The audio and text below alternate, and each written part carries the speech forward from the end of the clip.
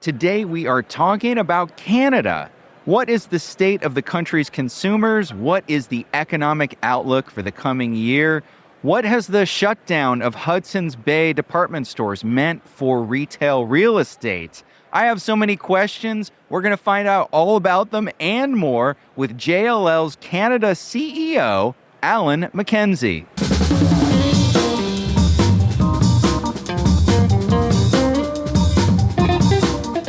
That's right, you're listening to Where We Buy. It's the show where we talk with retail experts and we visit the places where we buy. My name is James Cook. I research retail and real estate for JLL. And today, Alan and I are both live and in person here at the ICSC New York conference. Welcome, Alan. Thank you, James.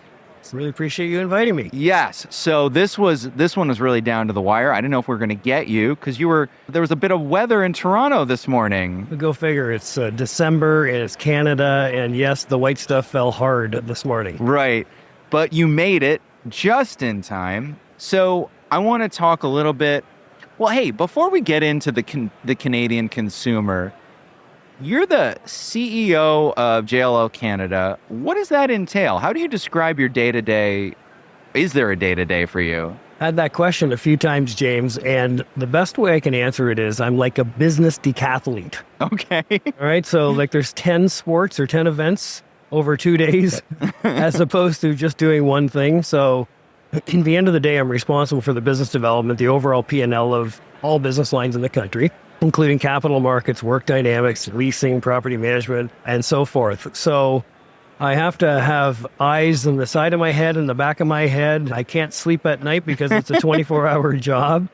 And we really have to be a very, very tight group. And I'm very fortunate that our senior executive team in Canada is the tightest team I've ever worked with in the last 35 years. We have this interesting rule that if we're going to do well, we're going to grow top line and we're going to expand bottom line, we have to go fast.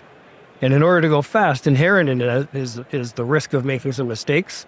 So we try to do 10 things each every single day, and the 2 that we get wrong, everybody pulls together and solves for them. So it's a very special place, but I think being a business decathlete is the best way I can describe it. So we're in commercial real estate, so you're covering office, industrial, retail, but just between you and me, retail's your favorite, right? Not only is it my favorite, it's actually where I came from, right? So I started my own company, was a retail asset management, leasing, and capital markets company in the year 2000. So ironically, 25 years ago, and here we are in the 25th anniversary of JLL Canada. And so, yeah, I've spent 25 years primarily focusing in the retail space. So in those 25 years, what has been the biggest shift in the retail real estate world in that time? So it's been a pretty transformational 25 years. I think in 2000, the economy in Canada was fairly stable. Employment was healthy. Interest rates were reasonable. Household debt was reasonable. And it was a very healthy spending environment. And as a result, the retailers were making money. And as the retailers made money, from 1998 up until sort of 2020, they went on a major expansion program. And the best way I can describe it is the larger format retailers like the food stores, the department stores like the Walmarts and the Costcos, the Canadian Tires of the world, the Home Depots, the Lowe's. I actually brought Lowe's to Canada. That was one of the things that we did. And we repped Walmart too for a number of years as well. So they were all moving from smaller format, 40 to 45 to 50,000 square foot formats, wanting to get up to 100,000 square feet plus. And the dynamic in the market at that time, James, was there just weren't enough sites available for a 100,000 square foot box in a good retail node that was zoned for their use. Because in Canada, as you know, there's land use restrictive policies, there's zoning implications. It takes a long time to get the municipalities on side with making the zoning changes that are required. So our hypothesis was, with all of this pent-up demand and no supply, we better go and do some research on who owns shopping centers that are over 100,000 square feet. Inherent in that 100,000 square foot shopping center is a 10-acre piece of land underneath it. And our thinking was that these expanding retailers at that time in 2000 right to 2015-ish, as I mentioned before, would probably purchase some of these independently owned shopping centers, do some demolition, and be able to house their expansion of their stores. Lo and behold, the demand was there. Nobody wanted to sell. And another interesting stat is, as we reached out to these owners, and again, we didn't go to the institutional owners at the time. We went to the independent owners.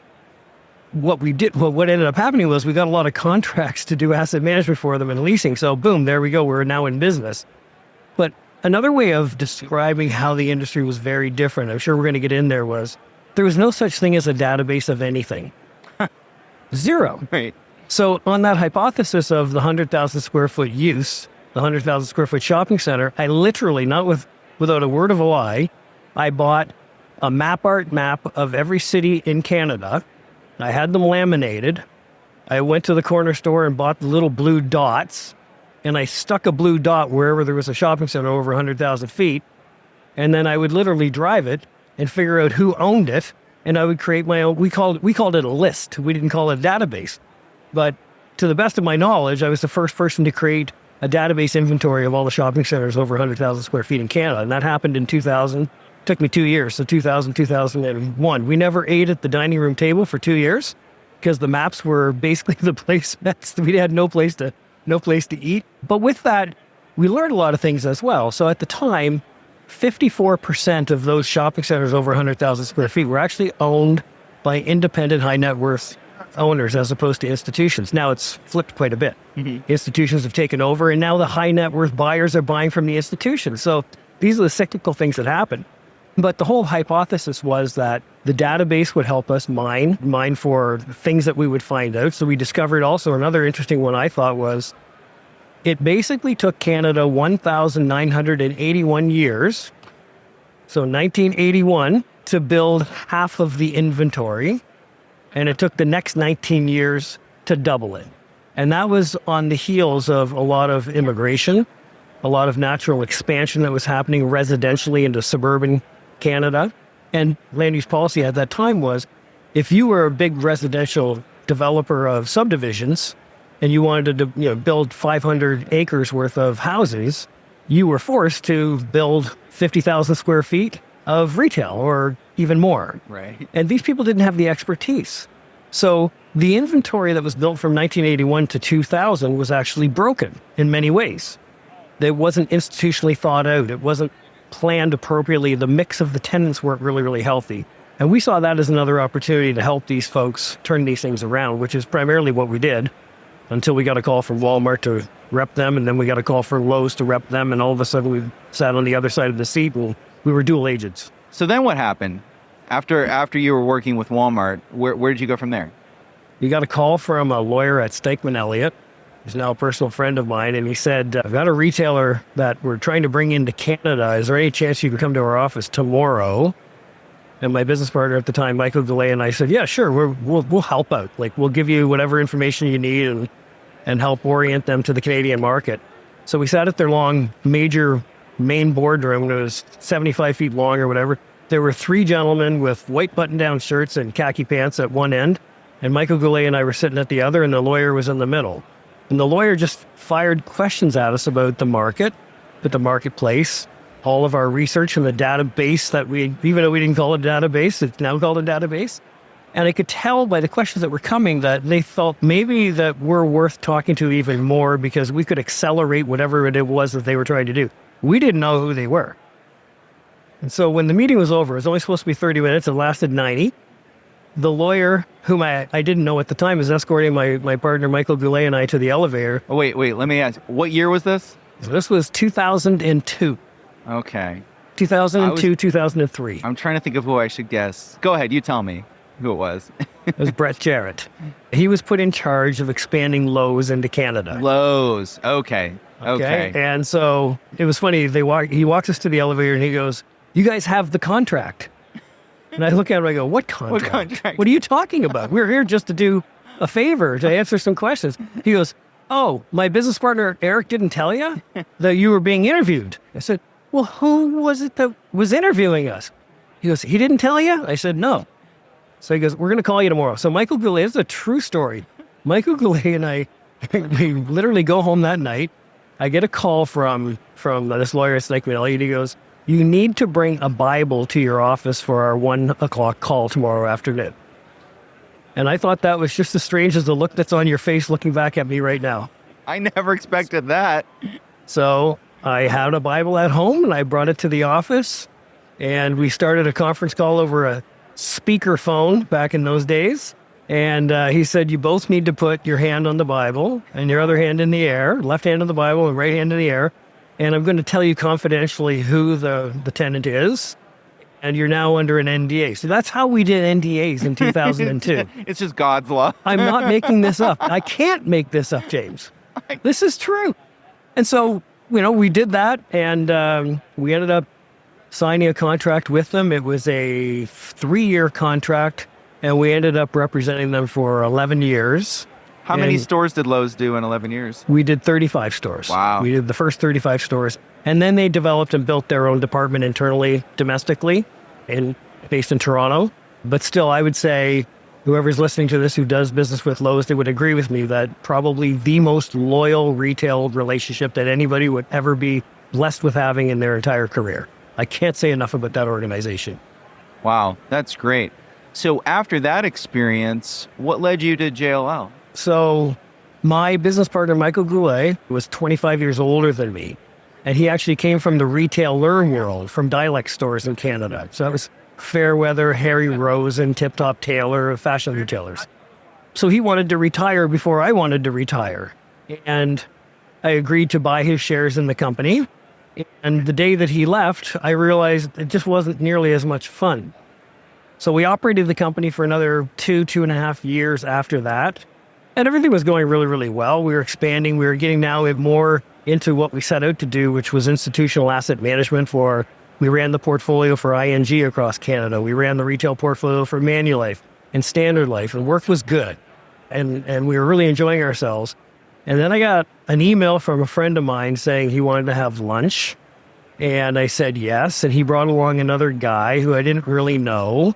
And they were just firing 1,000 questions at me. And 45 minutes later, I figure, these guys took me out to lunch to ask me if I wanted to sell my company. And I said no. 10 months later, I sold the company to them. But it took 10 months for me to be convinced that this was actually going to be a better environment for our people to flourish in life, to flourish in their careers at this new company. And it was a company by the name of Tree of Us Realty Advisors that purchased us. And then when I went over there as well, I became president of Tree of Us. We did that for 4.5 years. And then our good friends at JLL in Chicago and HR gave me a call and asked me if I wanted to come over here. And that took another 6 months to convince me of that as well. But thank goodness I hung in there, because this is absolutely the favorite thing that I've ever done professionally in my career.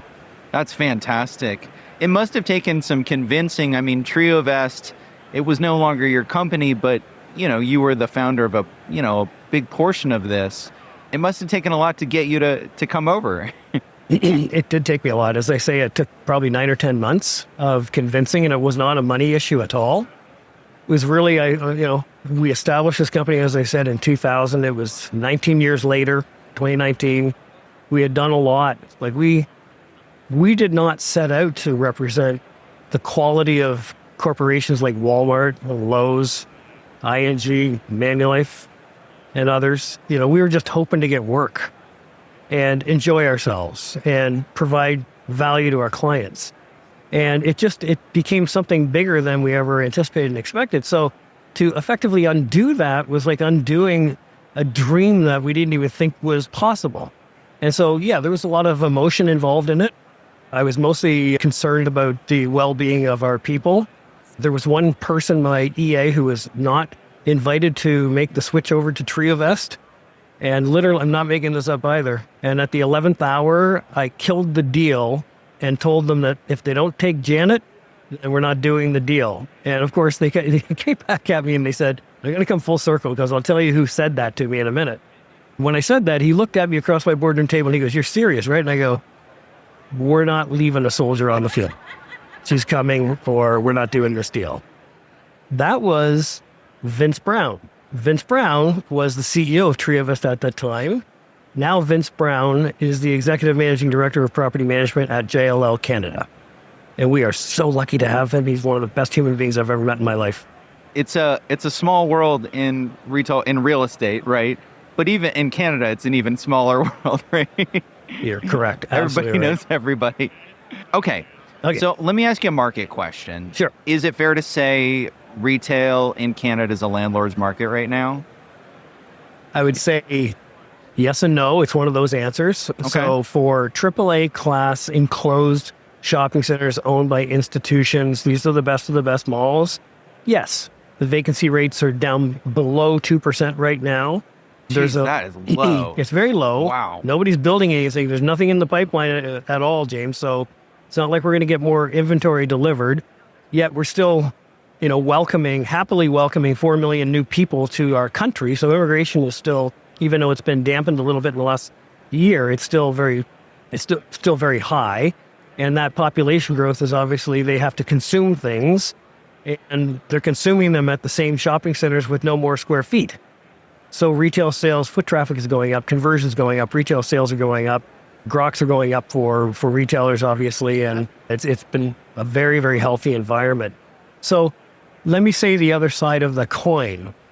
That doesn't necessarily hold true for every marketplace and every format. Okay, so when you get into some tertiary markets and you get more into the big box space, that's a little trickier. The vacancy rates are a little bit higher. It's hard to find backfill replacement. Those boxes were obviously, built with wide frontages and very, very deep depths. And there's not a plethora of backfill tenants for a lot of these spaces if they're not working out. I wouldn't say it's death in that market at all. It's still healthy, but it's not nearly as healthy as the enclosed AAA space. Then I would also say that where the immigration is happening right now, Vancouver, Toronto, there's a lot of migration from around Canada into Calgary and a little bit of immigration into Montreal. That's really where we're starting to see the real pop in sales for the retailers. And obviously rents are starting to go up as well, significantly. But in Canada, when you get into tertiary markets, the trade areas are a little thinner. We're not seeing quite that level of bullishness. Okay, this leads to a question. Okay. Talking about boxes, let's talk about Hudson's Bay Company. This is North America's oldest retailer, is that right? Hudson Bay Corporation started business before Canada became a country. Right. So it's kind of shocking to the country that this famed department store closed. And I forget the number, but let's say what, 150, 160 locations, something like that? A little bit less, but they had a couple of different formats as well. Oh, okay. Yes. But so, over 100 boxes of anchors that have suddenly closed. What's the impact on the market been because of all of that?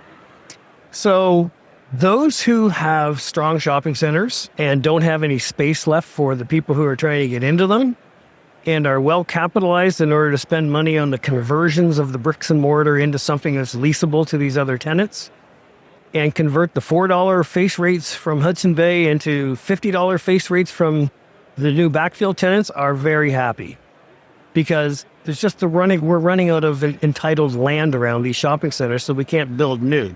So we have to do, conversions, intensification. So I wouldn't say they're rubbing your hands together because it's really, really hard to watch your NOI go down for a long period of time. Like this is going to take years.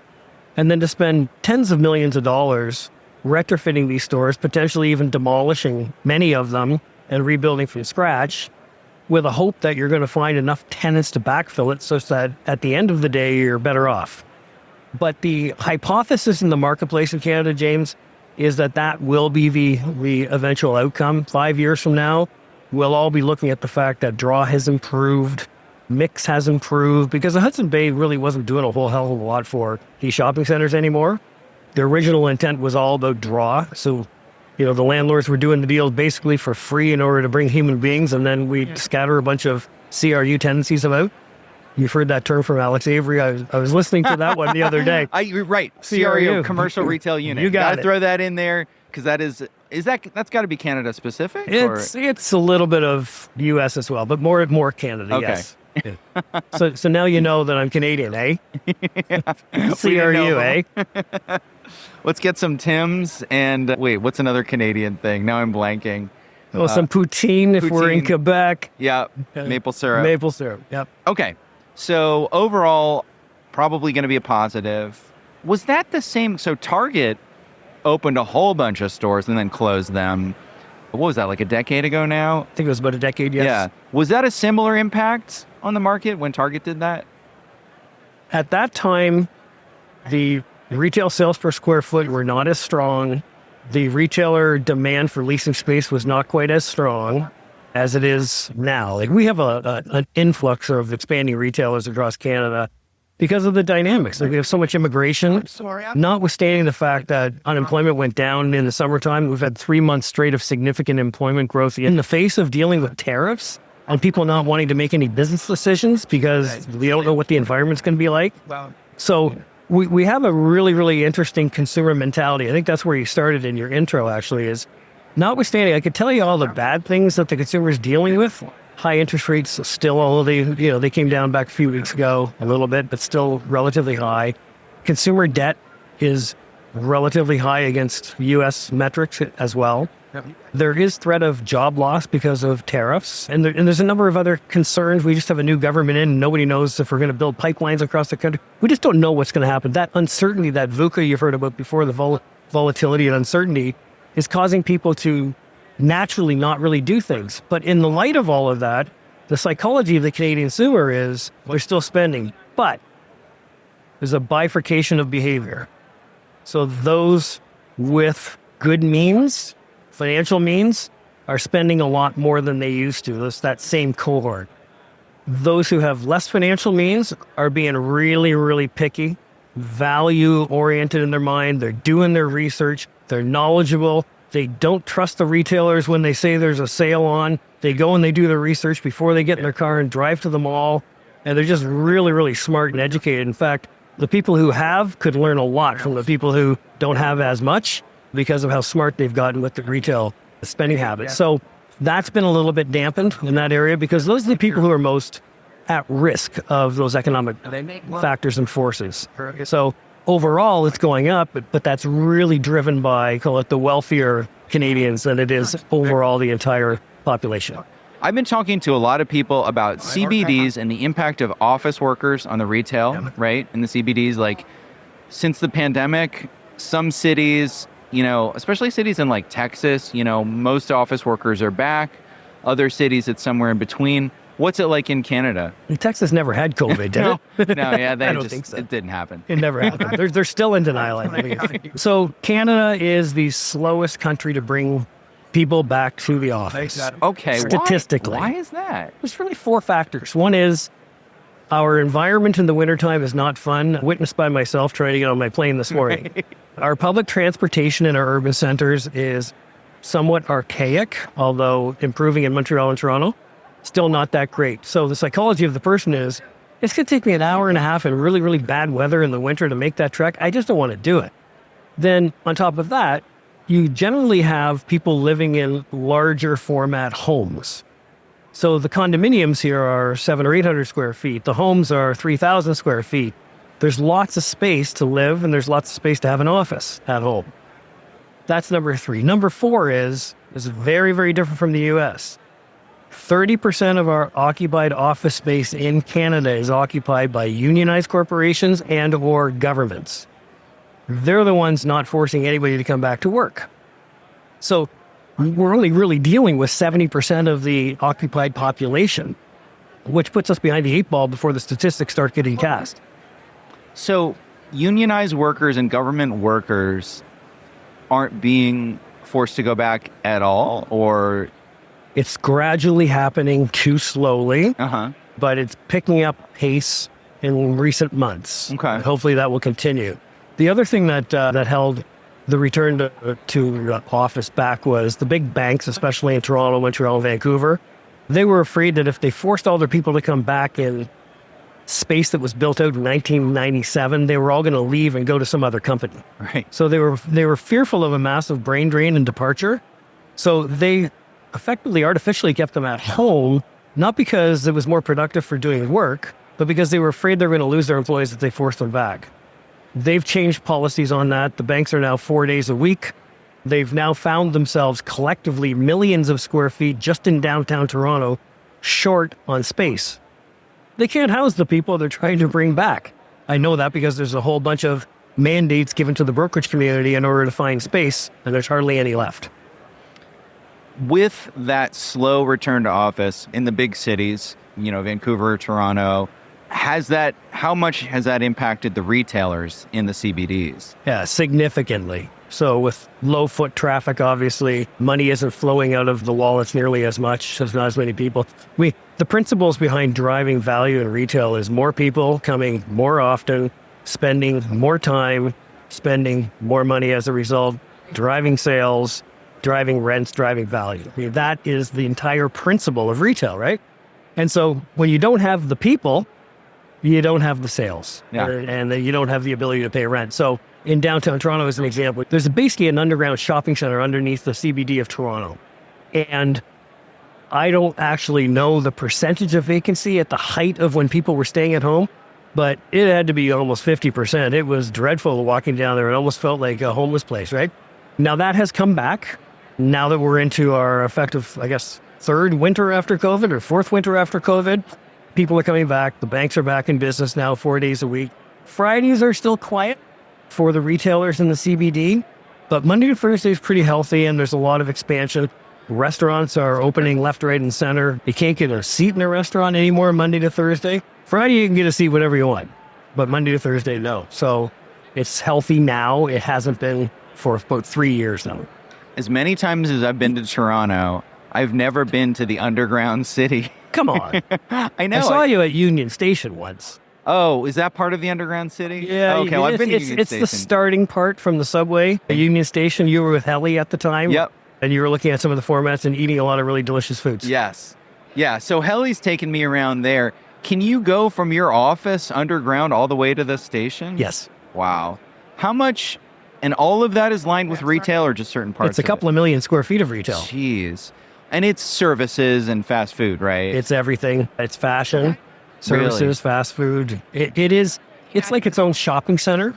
That's a little bit of a maze. Yeah. It's not like how you would design a shopping center in the suburbs somewhere, but it has the same mix of a large shopping center. Covenants are strong. Rents are great. Sales are now back, as I mentioned. So it's a really interesting study. Next time you're in, let's go do it. I want to do that. That would be a fun video to do, just like walk around. Are there brokers that specialize in just leasing that kind of space? I would say no. Yeah. The majority of that space is actually being leased directly by the owners of the buildings themselves. It's an infrequent occurrence for them to third party the listings, the agency listings on that. Having said that, recently, a couple of the large landlords have picked one brokerage company to list a number of spaces with. So they look like they're the dominant player, but it's only because one decision was made with one company. I see. And so you see their signs everywhere, but really it's not that much of an outsource. What is the thing that surprises people the most about maybe a visitor or maybe even you? What surprises people about Canadian retail?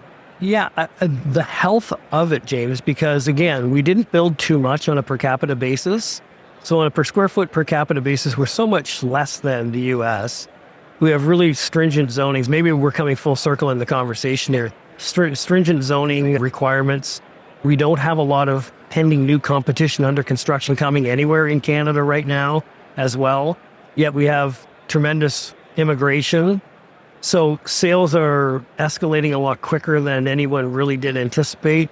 The renewal rents that the landlords are obtaining right now in these malls is very healthy. Yeah. Had to choose my words correctly to be classy, but very healthy. So I think I would say the overall health of that part of the marketplace is like nothing I've actually seen in the world right now. It's extremely strong against its other geographic competitors. That's fantastic. Alan MacKenzie, CEO of JLL Canada, thank you so much for joining me today. Thanks for having me, James. You're the best. And if you would like to hear more interviews, audio retail tours, and new research insights, you should be subscribed to the Where We Buy podcast. We're on the iPhone podcast app, we're on Spotify. Basically, wherever you like to listen to podcasts, just search for Where We Buy and hit subscribe. And of course, you can also find us on the web at wherewebuy.show. All right, that's a wrap.